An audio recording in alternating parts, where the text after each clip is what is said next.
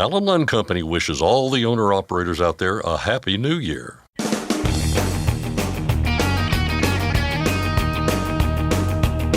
OOIDA, representing America's truckers since 1973, presents Landline Now with your host, Mark Reddick. The Federal Motor Carrier Safety Administration now has all the comments from truckers and others regarding broker transparency, nearly 5,000 in all. And among those comments are a few choice words from OOIDA.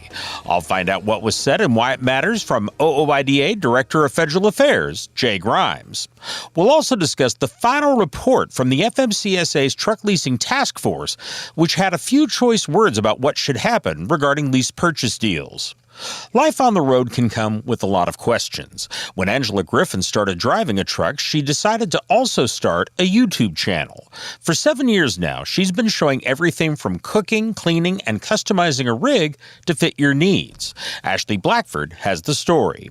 And finally, an effort is underway in Indiana to end that state's long-running split speed limit, while 6 other states are considering changes to their speed limits. Scott Thompson will get a rundown from our state legislative expert, Keith Goebel. But first, the news with Scott Thompson. Thanks, Mark. Our top story today.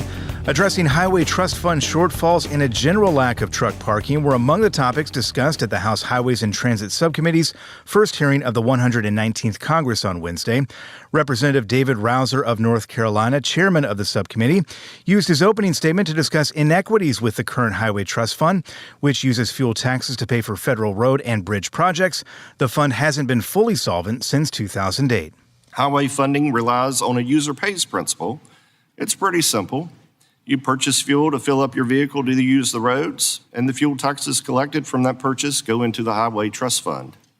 However, electric vehicles, which are often heavier than their conventional counterparts because of the weight of their batteries, do not pay into the Highway Trust Fund. It is wholly unfair and that an entire segment of users doesn't contribute to the roads and bridges they use. This won't address the greater solvency issue, obviously, but we must rectify this so all users are treated fairly and contributing to the systems on which they rely. Meanwhile, on truck parking, Representative Mike Bost of Illinois, who introduced the Truck Parking Safety Improvement Act during the last session of Congress, asked Jim Timon of the American Association of State Highway and Transportation Officials if states would pursue funding for truck parking if Congress created a grant program. If there was a grant program for truck parking, states would be interested in that. I would say that it's not just availability of funding on the state DOT side. A lot of the right-of-way that the state DOTs have control of, there is a restriction as to what they can do within that right-of-way, including establishing new rest areas and commercializing them to be able to support truck parking. Congressman Bost then asked Timon for additional conversations with his staff to determine what would need to be done to make sure truck parking expansion is possible. Sean Duffy, President Trump's pick to lead the Transportation Department, is on course for confirmation. The Senate Commerce Committee on Wednesday approved his nomination by a count of 28-0.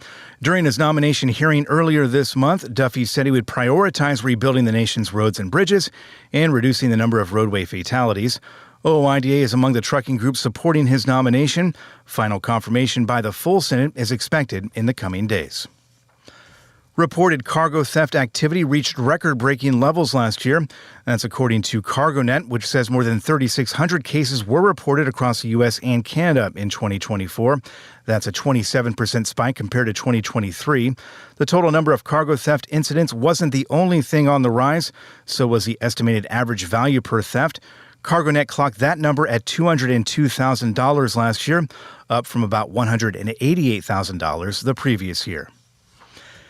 PACCAR is recalling certain Kenworth and Peterbilt trucks after discovering an issue with the accelerator pedal.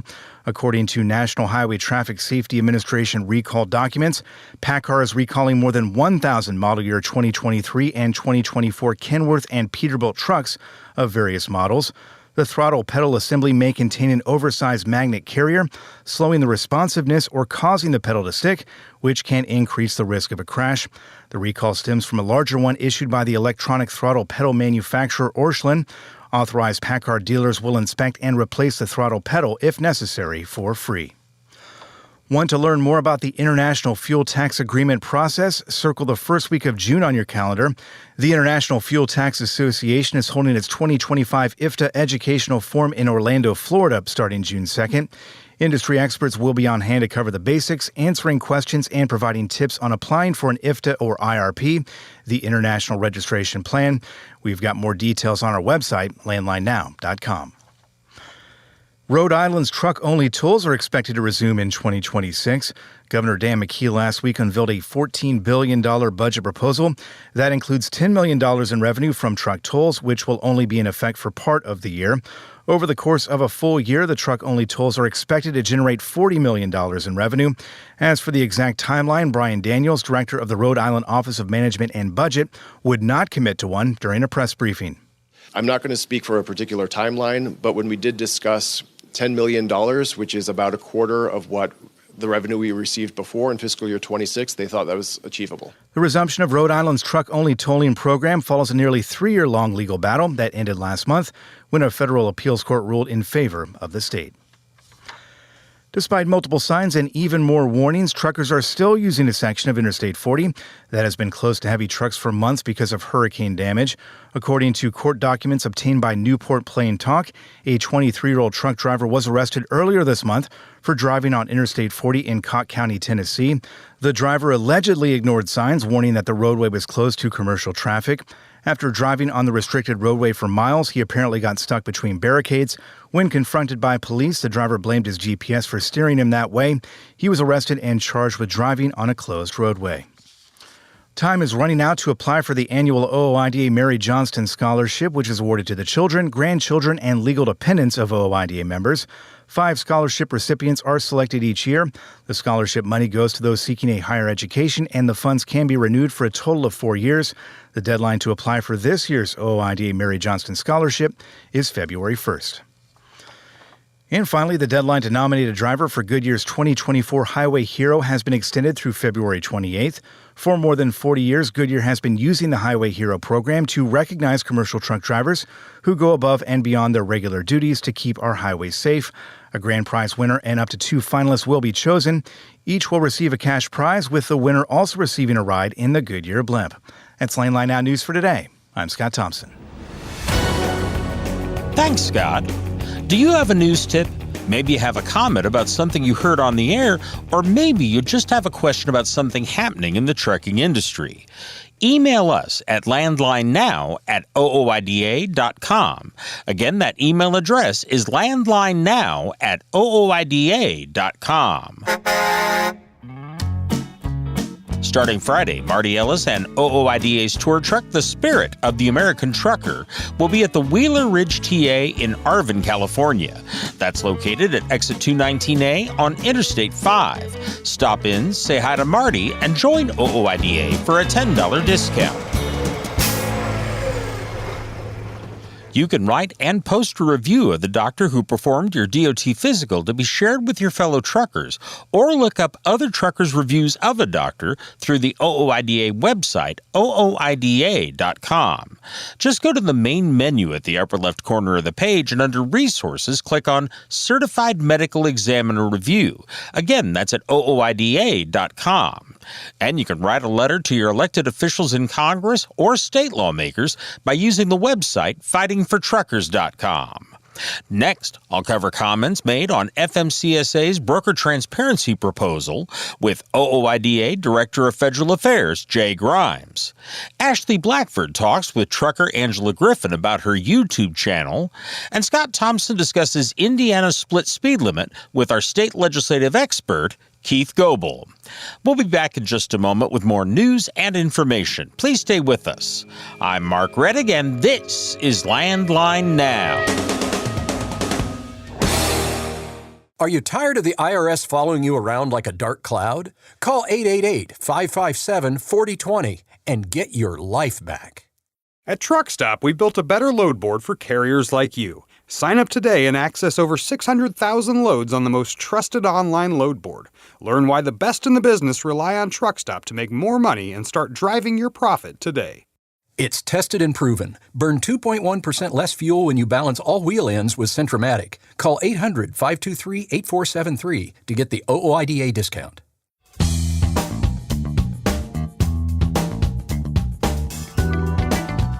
The Federal Motor Carrier Safety Administration now has all the comments from truckers and others regarding broker transparency, nearly 5,000 in all. And among those comments are a few choice words from OOIDA.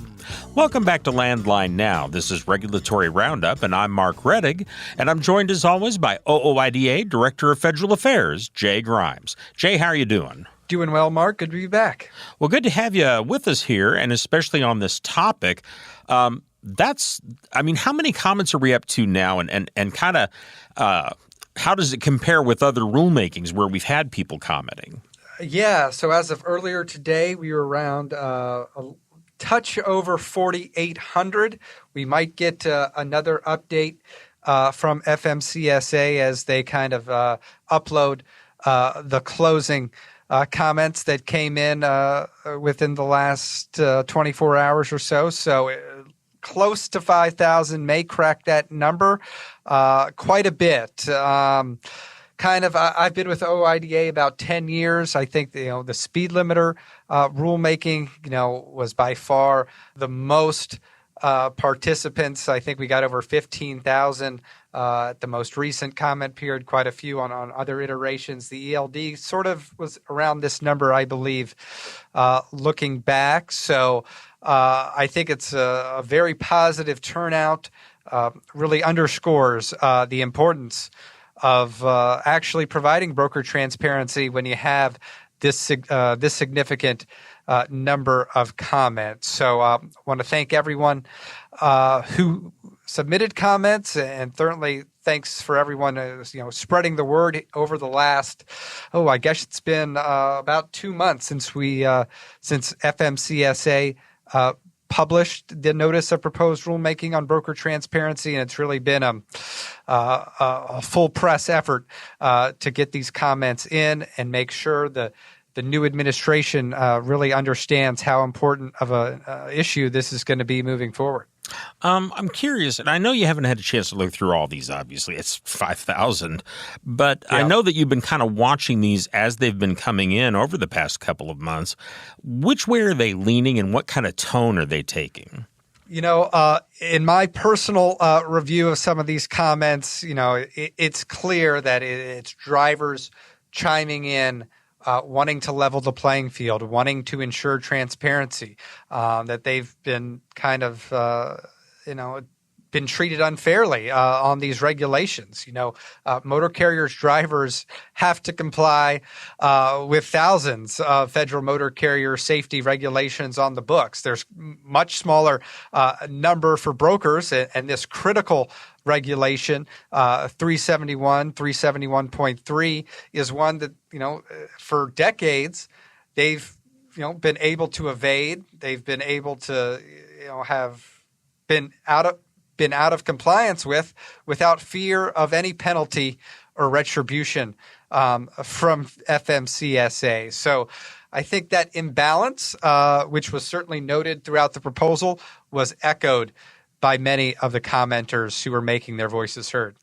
Before we go any further, I think it's worth kind of stepping back and reviewing very briefly what the four main points of this proposal are, because they really are significant in terms of what they would do to the picture on the ground. Can you kind of go over that? Yeah, so four main provisions. First provision's pretty simple. Brokers must keep records in an electronic format. OOIDA endorsed this provision, and we agree that by requiring records in electronic format, that's going to eliminate the loophole that brokers use to conceal transaction information for motor carriers when they make motor carriers, they say they got to visit their physical place of business to view hard copies of the records. So if you make them all electronic, that ends that practice immediately.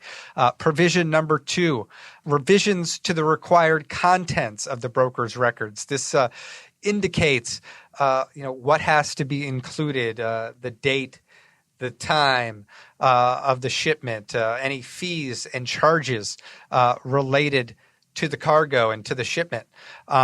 Really, I think specifies exactly the contents that have to be included, and we think this could be helpful into building a comprehensive record for when disputes inevitably will arise between carriers and brokers. And currently that dispute, that claims process is broken. Carriers aren't getting what they're rightfully owed in many cases. We think by having this specific information get required, that's going to help disputes get resolved more fairly and efficiently. The third provision, brokers must provide records upon request, really strengthens the regulatory obligation for brokers to provide transaction records. The current language can be a little vague. It says carriers have a right to review records. This proposal says that brokers must provide records upon request. And lastly, records must be provided within 48 hours of request. And we think this 48-hour period strikes a balance between providing motor carriers with access to the transaction information in a reasonable time frame, but also balances the burdens for brokers to come up with the records and send them back electronically. So again, we think these four provisions are a good start. Not ideal, doesn't address everything we petitioned for, but if finalized, if improved in some ways, it's going to be very helpful and really be a game changer into actually complying with 371.3 and hopefully a final rule, which kind of disappointed that this proposal doesn't really go into some of the enforcement mechanisms and some of the penalties that FMCSA could levy. But if you throw those in with these four provisions, you're really going to have, I think, a very helpful product for motor carriers to have the transaction information that has long been required by regulation. As I mentioned kind of at the top there, OOIDA was among those making comments. And I'm wondering if you could just give us kind of an overview of what some of the main points the association made were. Yeah, kind of generally, we agree with the agency's assertion that broker transparency is intended to enable efficient outcomes in the transportation industry by providing material information necessary for the transacting parties to make informed business decisions.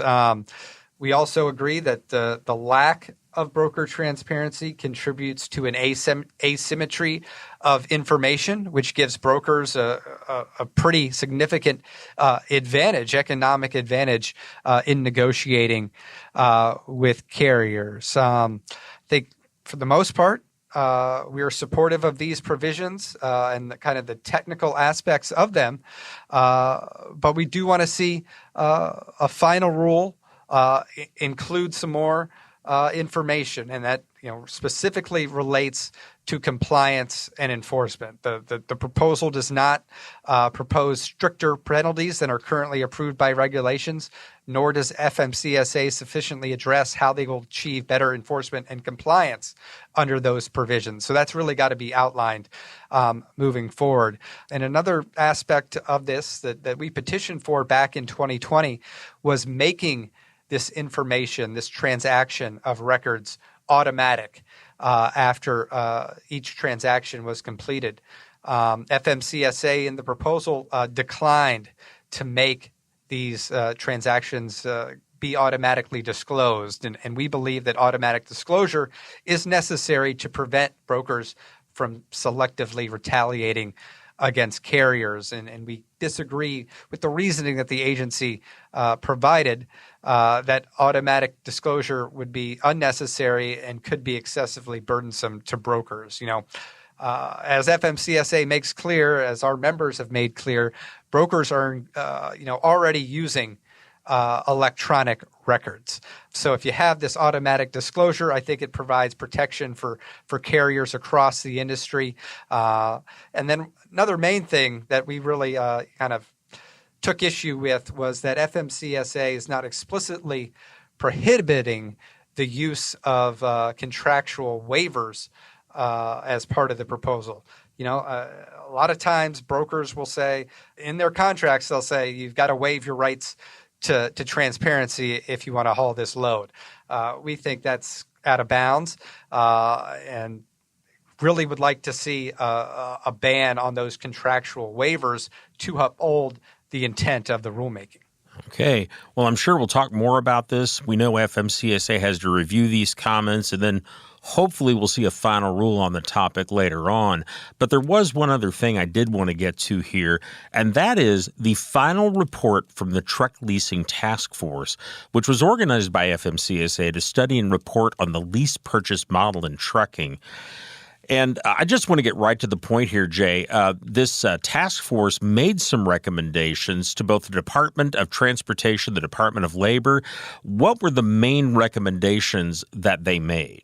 Yeah, first and foremost was to have a congressional ban on these inequitable lease purchase agreements. So an outright ban to really prevent motor carriers, financing entities from taking advantage of prospective individuals who want to get in the trucking industry, are sold on a dream that they can own their truck if after a few years they meet all the agreements of the lease. Unfortunately, these lease purchase agreements are structured in a way that the driver, the individual, has no way of ever really fulfilling the terms and agreements. So that was the top recommendation. Also, furthermore, if lease purchase agreements are allowed to continue, need much more extensive congressional oversight, need much more extensive FMCSA oversight. Also, looking at Department of Labor enforcement, going into mandatory disclosures, conditions, and prohibitions for providing lease purchase programs. So a whole host of different provisions that if you're undertaking these programs that you've got to be held accountable to. Enforcement from the Consumer Financial Protection Bureau, looking at how this affects veterans, and perhaps bringing the Department of Veteran Affairs involved and looking at some training programs there. And then lastly, state and local law enforcement to supplement enforcement if federal law does not address lease purchase programs. So kind of some very comprehensive ways to either outright eliminate or kind of clean up the way these lease purchase programs are being administered right now. Quite an interesting thing here. One interesting thing to me, and I know we just have a little tiny bit of time left here, Jay, but at the beginning of this, some of these members of the task force seem to be kind of leaning toward, hey, we should still allow these. They certainly seem to have changed their minds. Isn't this just a good example of what can happen when truckers actually get involved and tell people at the federal level what is happening in their lives and business? Yeah, no doubt. And this committee was made up of drivers, certainly made up of representatives from the trucking industry, including OOIDA's Jim Jefferson from our membership and compliance department. Also comprised of some academic researchers, some fleets, and some legal folks as well. But yes, I think this was really a great example of how an advisory committee can get some outreach, have some discussion, and at the end of the day, make some pretty unanimous and pretty clear recommendations to regulators and lawmakers. Excellent. Jay, thank you very much for the information. Thank you. I've been talking with OOIDA Director of Federal Affairs, Jay Grimes. Landline Now will be back in a moment.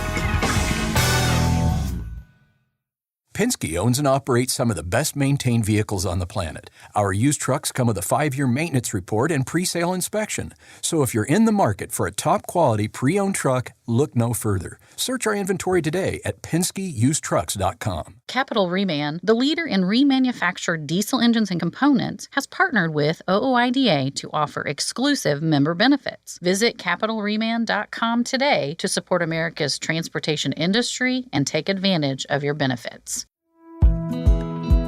Landline Now, welcome back. Angela Griffin joins me now. She is not only a truck driver, but a content creator as well. I recently spoke with her about life online and on the road. First off, I guess I just want to thank you for joining me. I'm curious, how did you get into trucking? When did that all start? Yeah, and first, thank you for having me. And so it happened 17 years ago about, and I was a young 22 years old. And I had gone to college for graphic design. And, this is when really social media stuff, graphic design, none of that wasn't even hardly a thing then. And after working in the industry for 3 years, I just realized I was never going to get where I wanted financially in life. And I knew a couple truck drivers and I knew a company. So back then it was Conway Freight, now XPO, that you could go to their driving school. They would pay for it. You just had to sign a year contract and then you could work for them. And so I said, let's give it a try. I just have to work there for a year. And fast forward, here we are. Now, you're a husband and wife team now? Mm-hmm. Yeah. So I stayed with that. I stayed with XPO for 8 years doing local and regional driving. So I would pull doubles or I would be in the city environment making local pickup and deliveries. And so after 8 years, I found out about the opportunity to team drive and how much more money that you could make with team driving. And my husband and I were on a financial journey to become debt free and retire at a young age. And so for me, young age is 40. And so I wanted to be debt free and retire from a career at age 40. And team driving just took that to the next level. So I convinced my husband to come on the road to team drive with me. And now we've been doing it for 8 years. And some years we've taken the summertime off and we've just during the wintertime. But currently have about 16 more months of full-time driving as teams. And then our house will be paid off. And yeah, I'll be 40 and retiring from my career. I'm excited. Now, along your trucking journey, you got into YouTube. How did that start? So, like I told you, I was on the road for 8 years, and my husband and I weren't just solo drivers, just being the average driver, as some people want to say, holding the steering wheel. But we had done truck rodeos. I don't know if you're familiar with truck rodeos and competitions. And so it's a next level or the next niche into driving. It's where you do truck driving competitions at company, state, and national level. And it's pretty high awards. And so we had done those. I've won 3rd place in the state of Maryland. My husband has won 1st place and gone to nationals and placed 8th. And so we considered ourselves really experts. Like we had excellent careers. We had a really great resume when it came for trucking. But when it came to living on the road, the first 6 months, we were so clueless. We were so lost. It's like, how can we know all of this about trucking and then feel like rookies again? And so YouTube was still new. Content creation was still kind of newer when we came on as team drivers. And there was really no information about how do you learn how to live in the truck. And so I took about a year of trying out things, cooking in the truck, making kitchens, just different scenarios and trying to do the best I could to live in that truck and figure it out. And I was like, I can't be the only one. If I have all this experience and I'm struggling this hard, there's other people. So let's share the information and let's start a YouTube channel. And so I didn't really know anything about making the videos or the content.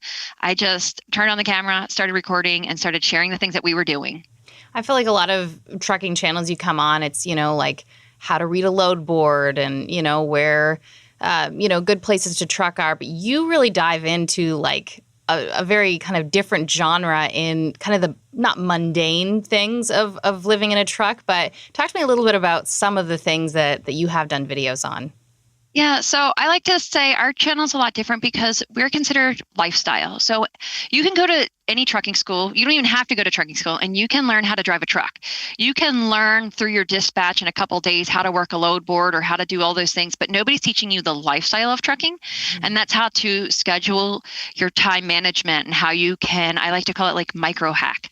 So how can you figure out, how can you make a meal, clean it up, and in your 30-minute break. So like we cook in the truck. So we have spent many holidays on the road. So cooking a full Christmas dinner, Thanksgiving meal, celebrate our birthdays, anniversaries. I've done like candlelight steak dinner for my husband. Like I pulled the curtains and he was driving and I had it all set up and waiting to light the candles when he stopped for his 30-minute break. So it's really about helping people understand the organization and then normalizing things. So many truck drivers, I feel like, live a life that is less than poverty level and less than quality of life that homeless people get to live. And people are gonna be like, what? That's so far-fetched. But it's really not. Like, homeless people like have more free will. That's why, unfortunately, some people are homeless, because they want that free will of coming and going and not having to be enslaved in different environments. And so trucking is unfortunately very enslaving. And if you have to go to the bathroom, there's oftentimes not a bathroom. So we talk about that stuff. We normalize it. We're like, I'll just say, go get a pee jug. Like, girls can do it too. Like, we talk about that stuff. Or like, what do you do? Because if you're always waiting and you're like, well, I know there's a bathroom in 200 miles, that's not good for your body. That's not, you can't just always be waiting and holding and waiting to eat, waiting to exercise. And, it just wreaks havoc on your health. And that's why you really see there's so many statistics out there now that support the evidence that truck drivers' health is just poor and continues to decline, even with the information out there. And that's one of the things you mentioned was how I stumbled upon your channel. I was looking on YouTube, I'm like, I know truck drivers have probably made, I don't know if it was Thanksgiving or Christmas dinner, and then it was your video that popped up. Talk to me about when it comes to food, and I know that's a big thing with truck drivers, of course, stopping at a truck stop, and I know time is limited, but you've done a lot of videos on cooking in the truck and, how you can do that. Talk to me a little bit more about those. Yeah, so most trucks nowadays really come equipped with a mini refrigerator and an inverter already in it. And so it's just a matter of finding out what appliances you can use already that your truck is equipped with, the power that it has. And so having like an electric skillet, or really I love having the air fryer that we have, really helps make cooking faster and easier. And for me, it also came from a place I have food allergies. And so I can't just stop and eat anywhere, because then I'm going to be really, really sick. And so it wasn't a place out of like, I want to, or let me see if I can take it the next level. It was really out of necessity that I have to. And then, we just realized that more people were wanting to do this. And we've done a couple studies, and we've done some polls on financially, what is it costing? And the numbers are just astronomical. And so the average driver is spending anywhere from $250 up to $500 a week. Wow. Like, drivers are spending their entire mortgage on eating in truck stops, and truck stops know that, and they're gouging. And then they're not even giving quality food that they used to give. Like, you can find the Subways, you can find Taco Bell and all those things. They don't even really have many of those mom and pop restaurants that you can sit down and eat at. And it was a part of community and fellowship and like hanging out together and getting a real cooked meal. That's just not really out there hardly anymore. It's becoming less and less. It's faster is better, like move. But if you're not moving, you aren't earning. Like, that's the motto behind trucking. And so once we just equipped the truck, and so I did some extreme things, and I asked the boss permission. I was like, hey, like, I'm not going to damage your truck. You're not even going to know that I do these things. Can I take off cabinet doors? Can I make it so that my bed can also go into a couch? Can I put in a table in here? And can I bring water? Like, I now have warm water to do dishes.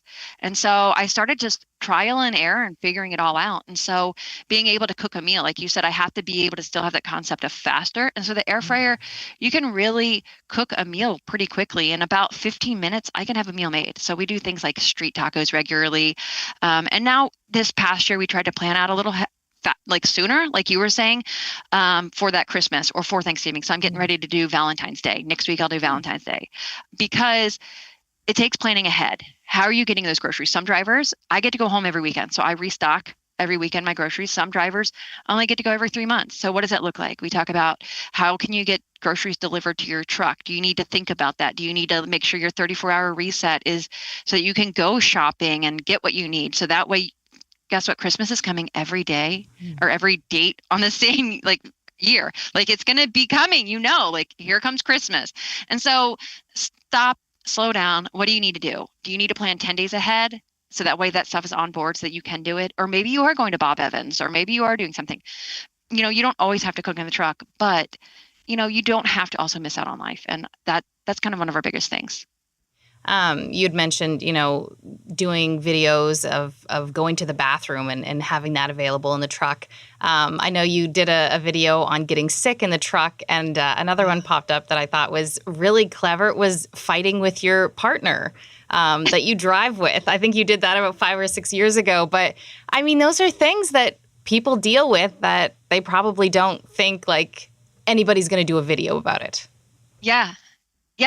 I mean, like you said, it's real things. Like, how do we deal with that stuff? Like, I mean, it's real life. And I think what people have to remember that trucking, you're working one of the most deadliest, dangerous jobs in the world.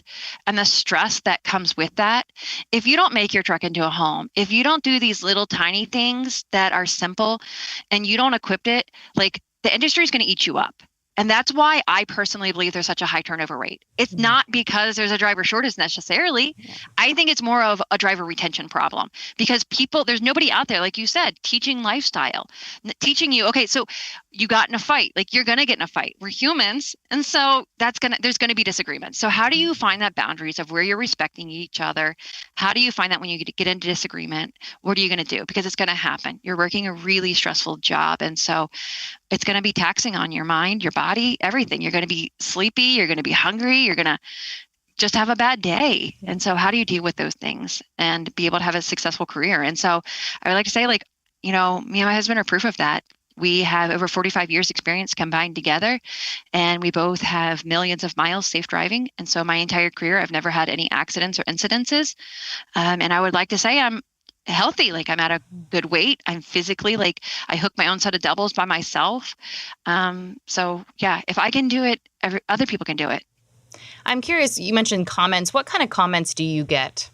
Generally they're all like really great comments. Like, we've had people that are just like, oh man, thanks so much for recommending the air fryer. Like I'm making me a good dinner tonight. And they send like a video, like James sent me a video on one of our followers and he was like making homemade biscuits in his air fryer. And he was like, I got me some biscuits going. And it was just so great. Like, so like they send messages back or for Christmas, one of our followers that I've been mentoring, they came to send a message saying like, we're at our wits' end, like we're at a breaking point. We want to, like, if you can't help us, we're just going to quit. And I was like, no, you don't need to quit. I'm like, let's look at your schedule. Like, when are your drive times? How are you driving? Like, what are you eating? Let's just start with there.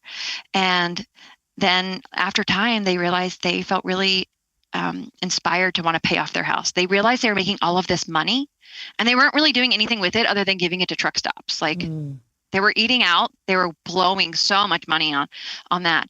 And for Christmas, they paid off their house. Wow. And so, yeah, like getting back that kind of feedback. I mean, every once in a while, I'll get somebody saying something crazy, but most people are very encouraging. They want to be encouraged by that. And they think, it's just little tiny simple. That's why we're simple living, simple things that make a powerful impact. And so we hear people's feedback of what they're doing and how they're using that information to empower them.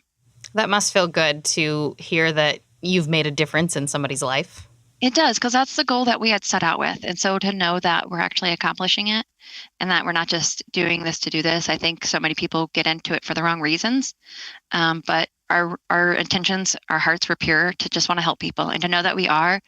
Yeah, I would love just be able to get out in front of even more people and have the channel grow and be able to help more and more people, because once one video is uploaded, it stays up there. Like you said, the one video is 5 years old and it still adds value to somebody's life. Like this is lifestyle information. It's not going out of style.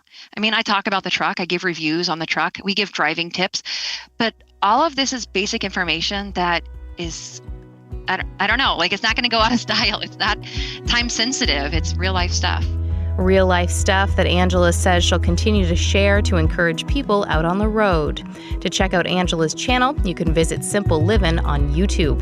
For Landline Now, I'm Ashley Blackford. Stay tuned for more after this. Running on ultra-low sulfur diesel? Stay protected this winter with Howe's Diesel Treat and Diesel Lifeline. Steer clear of gel and ice with North America's #1 trusted brand. Find Howe's products nationwide at select retailers, auto parts stores, truck stops, and on Amazon.com. Since you started, what you've loved about trucking is the freedom. Heading out on your favorite route, a good driving song, and thinking about truck insurance. Well, maybe not that last one. That's why we're here. At OOIDA, we have a full range of truck insurance products, expert advice, and great customer service, helping you get the right coverage for your operation. Go to OOIDA.com, because your job is to drive. Our job is to help with everything else. Welcome back to the home stretch of Landline Now today. Scott Thompson here, joined in Studio A by Keith Goebel of Landline Magazine, who's been tracking a number of states that have begun the new year by looking at speed limits and speed limit differentials, among other issues here. Keith, good to see you. Scott, good to see you. It is always a good day when we get an opportunity to talk about speed limits. It's a great day. It's a great day. We're going to talk about speed limits here.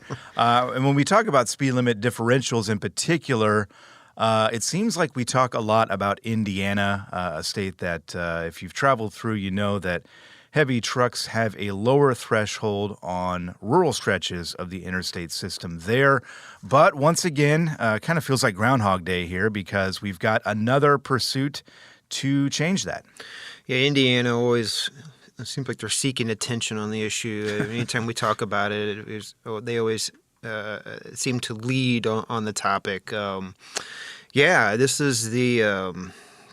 over the course of the past decade, this is at least the seventh time that one particular lawmaker there in the State House, Representative Mike Ellsworth, has introduced legislation that would eliminate the differential for cars and trucks. And as it is now, folks who've spent any time traveling through Indiana know that passenger vehicles, they're permitted to drive 70, trucks, large trucks, those in excess of 26,000 pounds, limited to 65. It's kind of an annual deal that he has been behind on the House side.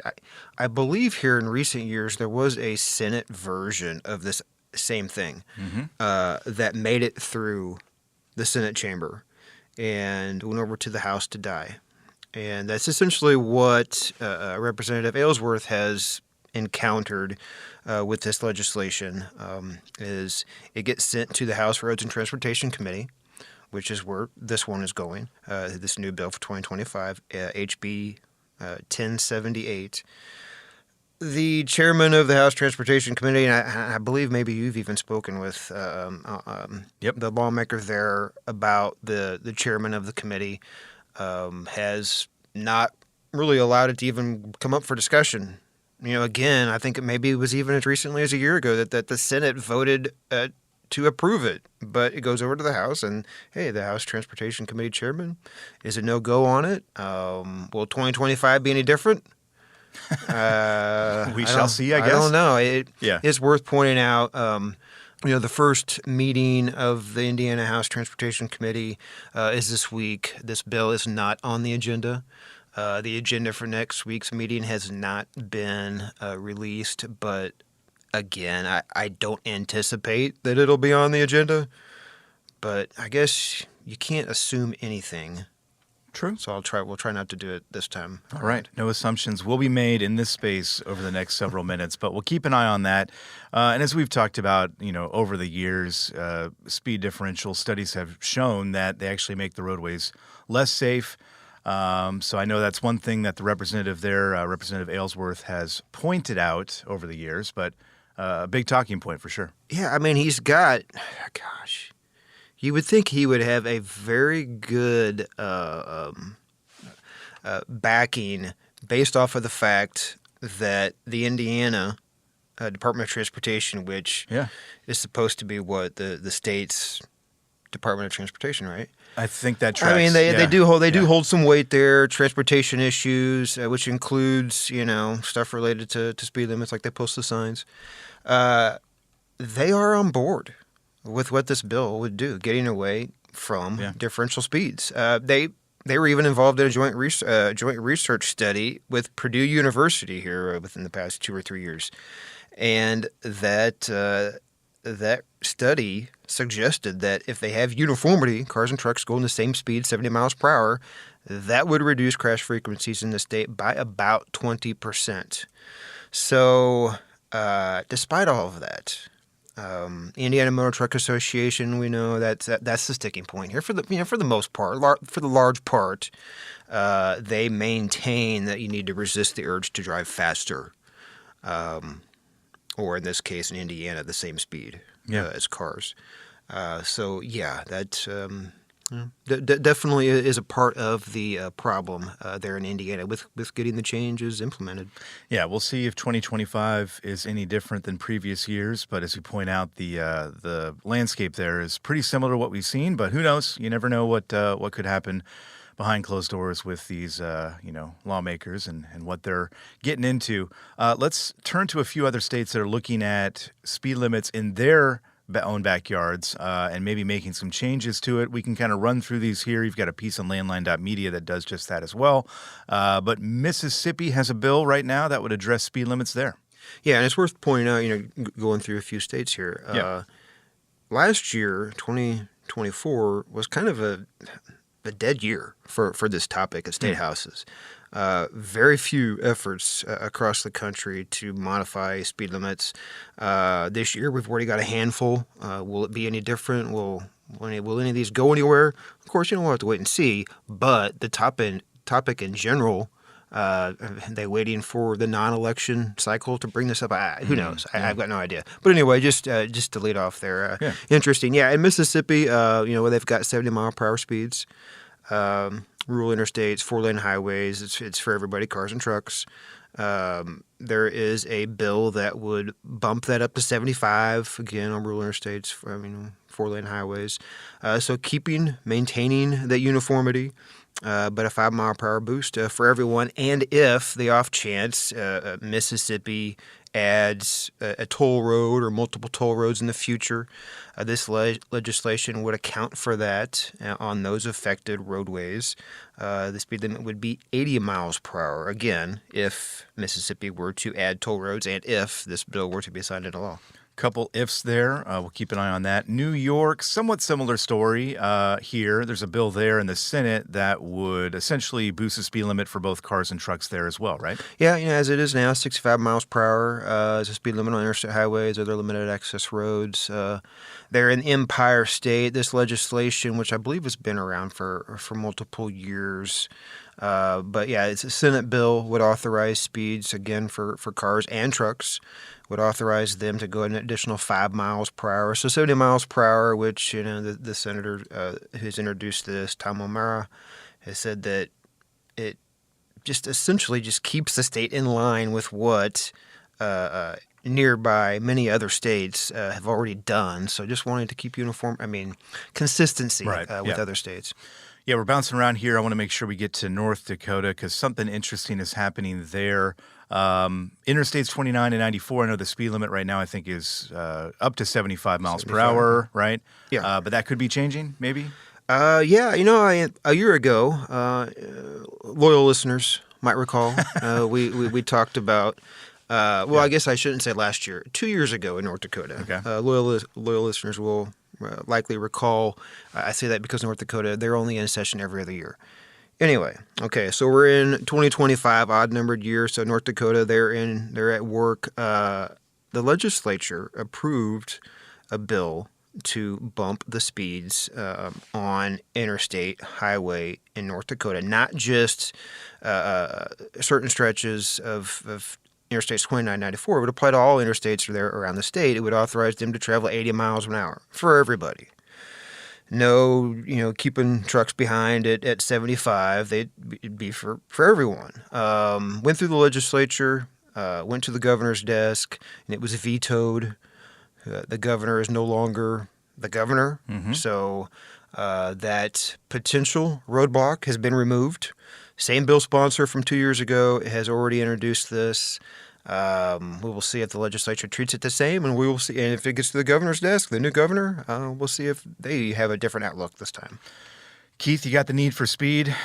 We addressed some of it. We didn't get to New Jersey and South Carolina. People can go to landline.media for updates on those stories and many more on the state level, courtesy of you, Keith Goebel. We appreciate it, and we will see you again soon. Oh, yeah. Thanks for having me.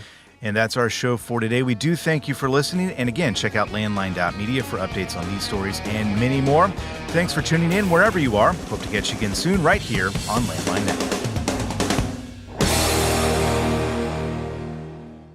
Thanks for listening. Be sure to like and subscribe. If you want more content, go to landline.media to get updated news, information, and archived editions of our show. Once again, that's landline.media. I'm a dad, a son, a husband, wife, I'm a writer, photographer. I farm. I'm a veteran. I love old cars, fishing, my kids, Chrome, and I am. I am. I am a professional truck driver. And together, we are OOIDA. OOIDA was founded by truckers to stand up and speak on behalf of truckers. We've done that by combining the individual voices of our members into a single, powerful voice. Protecting your interests, defending your rights. Join us. Make your voice heard. Join OOIDA, the Owner-Operator Independent Drivers Association. Call 1-800-444-5791 or visit OOIDA.com.